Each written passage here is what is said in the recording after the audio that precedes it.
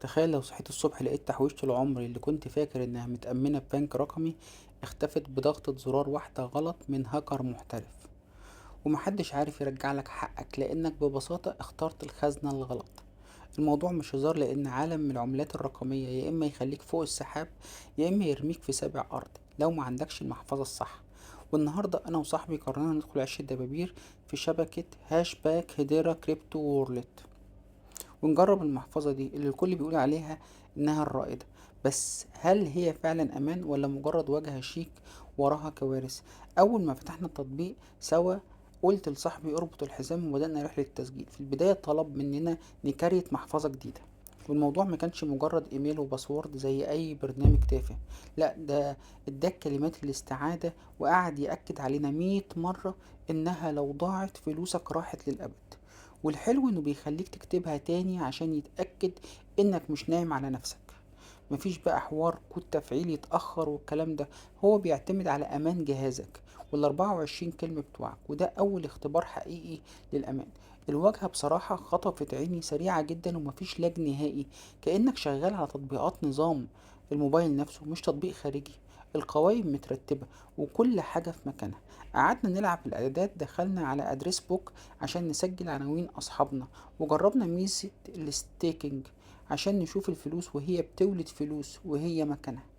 مرينا بمواقف غريبة. مرة صاحبي جه يبعت مبلغ هبر ونسي يكتب الميمو، والفلوس كانت هتروح في الوبا، بس التطبيق حذره برسالة واضحة جدا.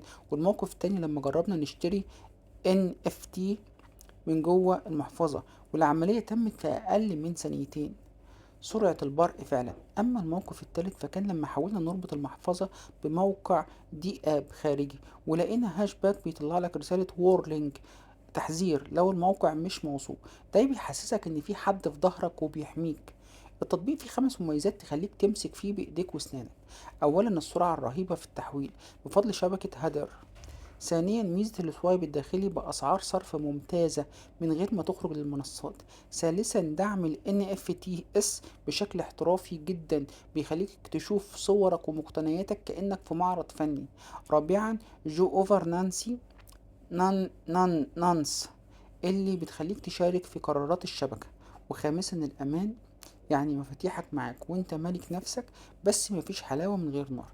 العيوب واضحة لو ركزت. المطورين مهتمين جدا بالتحديثات، بس الدعم الفني بطيء شوية لو واجهت مشكلة معقدة. وفي ناس في التعليقات بتصوت من فكرة ان الموبايل لو ضاع والكلمات مش معاك المطور نفسه ما بيعرفش يرجعلك سنت واحد.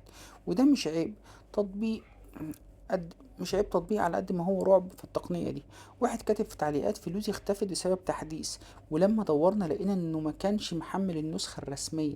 فخلي بالك من النسخ المضروبة للتطبيق، لازم تحمله من بلاي ستور. التطبيق ده يحتاجه اللي عايز يستثمر للمدى الطويل، واللي شغال في ال NFTs، او حتى اللي عايز وسيلة دفع سريعة وعالمية بملاليم عمولة.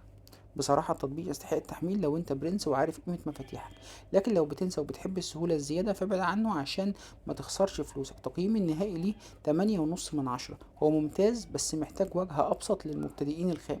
والبدائل المتاحة زي ويلر وورلت أو بلادي وورلت، بس هاشباك موجود وهو لسه البعبع بتاع المجال ده. تفتكروا يا شباب هل ممكن يوم نعتمد على المحافظ دي بدل البنوك التقليدية، ولا هي مجرد فقاعة وهتفرقع في وشنا كلنا؟ شاركوني رأيكم في الكومنتات. ولو أي حد عنده معلومة عن التطبيق إيجابية أو سلبية يكتبها لنا في الكومنتات عشان الكل يستفيد من رأيه، وأنا هثبت تعليقك. أشوفكم على خير، سلام.